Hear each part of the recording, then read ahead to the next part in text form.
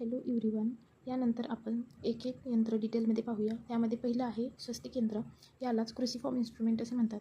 याची संख्या 24 आहे आणि लंबाई ह्याची 18 अंगुल आहे. 24 स्वस्तिक यंत्रापैकी 9 हे पशुमुखी यंत्र आहेत, तर 14 हे पक्षीमुखी आहेत. त्याचा वाग्भटाचार्यांनी श्लोक सांगितला आहे की स्वस्तिकम इव स्वस्तिकम दक्षिणस्य बाहोर वामे गमनम वामस्य दक्षिणे इति स्वस्तिकता. यंत्र ह्यामध्ये काय सांगितलं की 4 भाग खिळ्याच्या मदतीने जोडलेले असतात. म्हणजे असे 4 भाग असतात, जे की इथं खेळाच्या मदतीने हे जे जोडलेले आहे त्यांना स्वस्तिक यंत्र असे म्हणतात.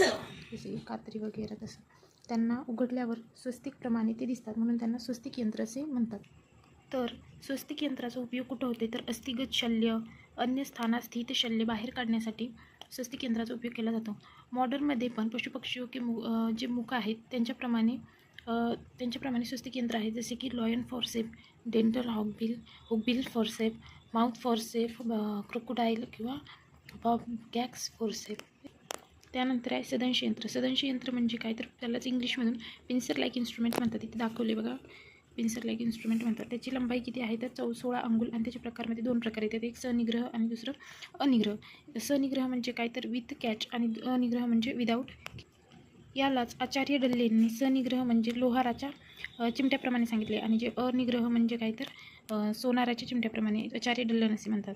आचार्य वाघभटने काय सांगितले, सदंश यंत्रांचे प्रमाण 16 ते 14 व 16 अंगुल सांगितले. त्यानंतर ते जे 6 अंगुलवाला जे यंत्र आहे त्याला मुचुंडी असे म्हणतात.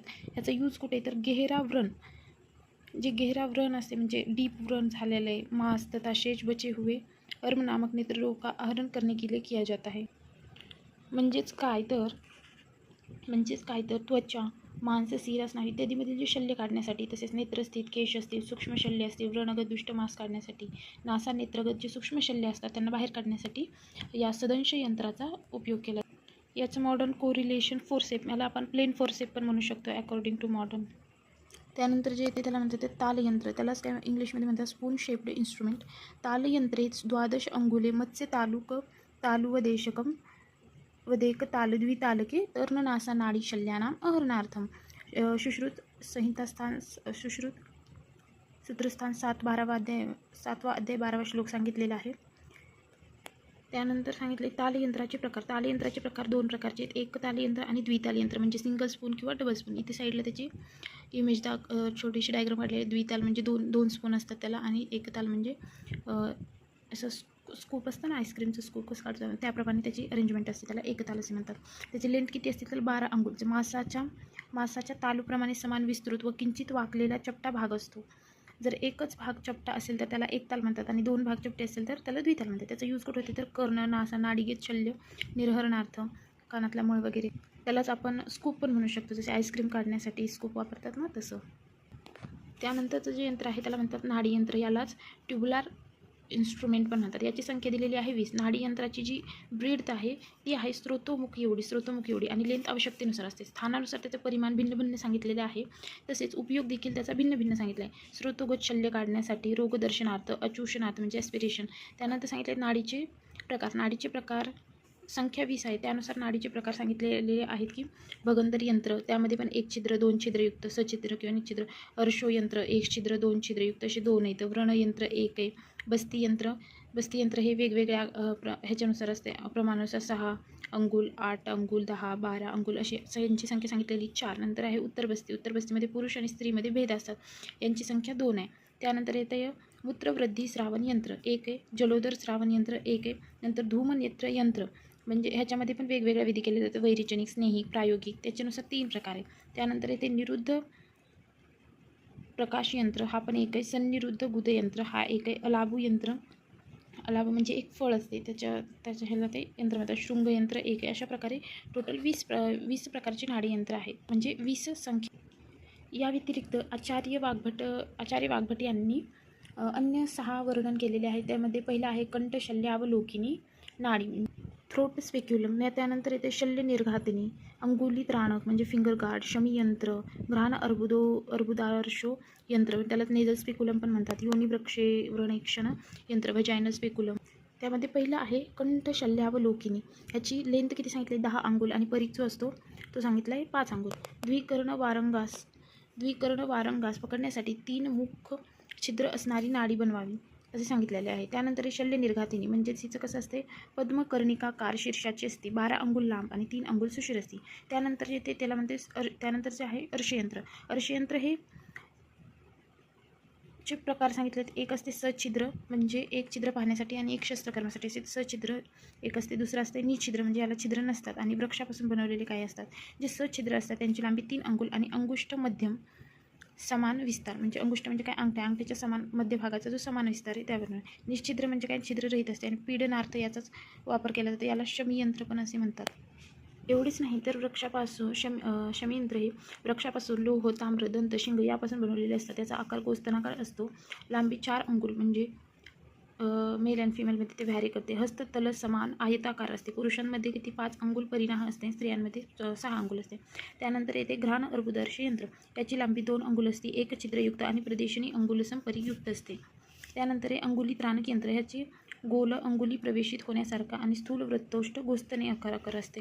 याची लांबी 4 अंगुल. दात, शिंग वृक्ष निर्मित असतो आणि यास मजबूत धाग्याने मनगटावर बांधाव्यास सांगितलेले. रोग्याची मुख बंद मुख उघडण्याकरिता उपयोग सांगितलेला आहे. यानंतरचं आहे भगंदर यंत्र. भगंदर यंत्रामध्ये काय सांगितलं की सर्व स्थानपत्र येण नये तर उष्टम छिद्रात ऊर्ध्वम भगंदरे म्हणजे अर्शयंत्राचा जो वरच्या किनारा काढल्यानंतर जे बाकी राहते त्याला भगंदर यंत्रामध्ये हे इमेजमध्ये असं दाखवलं. याच्या खाली जर असं एक हे असते किनारा टाईप म्हणजे ते जर काढून टाकला की त्याला अर्शयंत्राचा जो वरच्या अर्शयंत्रप्रमाणे जे असते ना, अर्शयंत्राचा वरचा भाग काढल्यानंतर जे बाकी राहते त्याला भगंदर यंत्र. भगंदर यंत्र इज सिमिलर टू जरा अर्श यंत्र. याचे प्रकार सांगितले सछिद्र आणि एक छिद्र आणि द्विछिद्र. प्रमाण सांगितले 4 अंगुल लांब.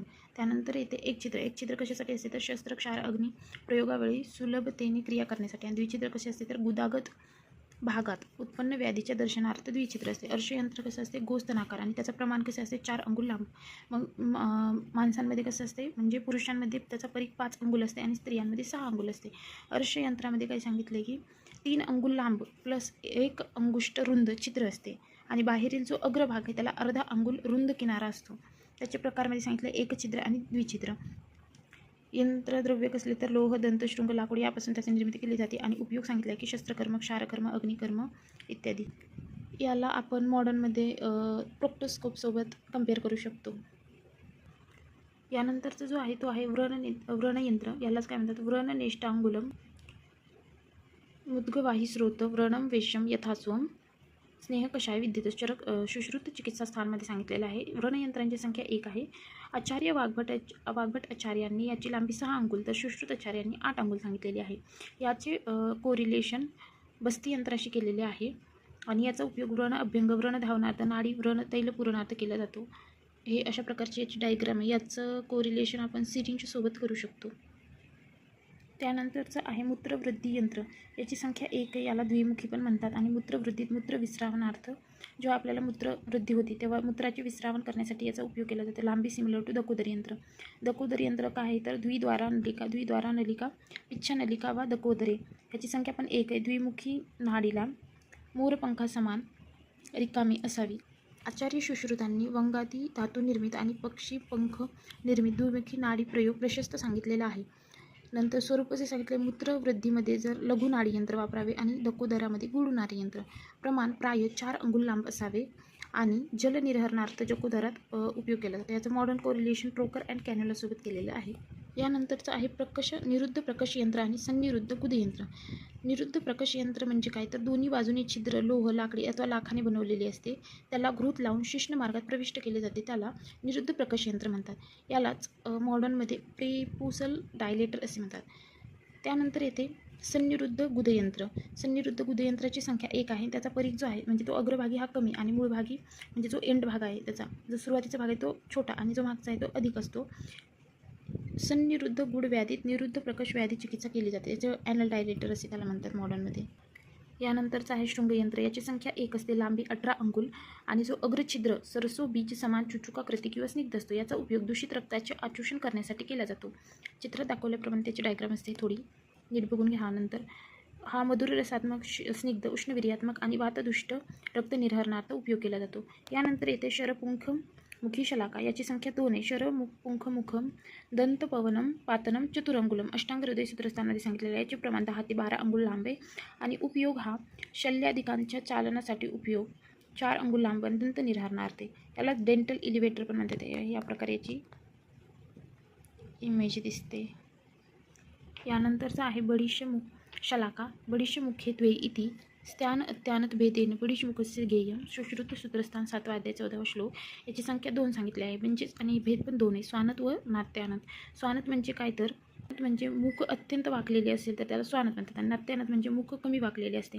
बडीशम मत्स्य बंधनम मासे पकडण्यासाठी याचा उपयोग केला जातो. काटे म्हणून आहरण एशन ओहन आणि छालन अशा प्रकारे याची इमेज आहे. म्हणजे मासे पकडण्याचं जे हुक असते ना तशा प्रकारे याचं मॉडर्न कलेक्शन हुक. नंतर आहे मसूर दल मात्रमुखी शलाका ही अशा प्रकारे दिसते. झेड टाईप याची अरेंजमेंट असते. याची संख्या 2 असते. स्रोतोभ्य शल्यहारिणी म्हणजे शलाका मसूर डाळीप्रमाणे छोटी व गंभीर मुखाप्रमाणे दिसते. याचे प्रमाणे 8 ते 9 अंगुळ लांब असते. ही उपयोग स्रोतोगत शल्य काढण्यासाठी आणि इयर वॅक्स म्हणजे जे कानातील मळ आहे त्याला बाहेर काढण्यासाठी उपयोग केला जातो.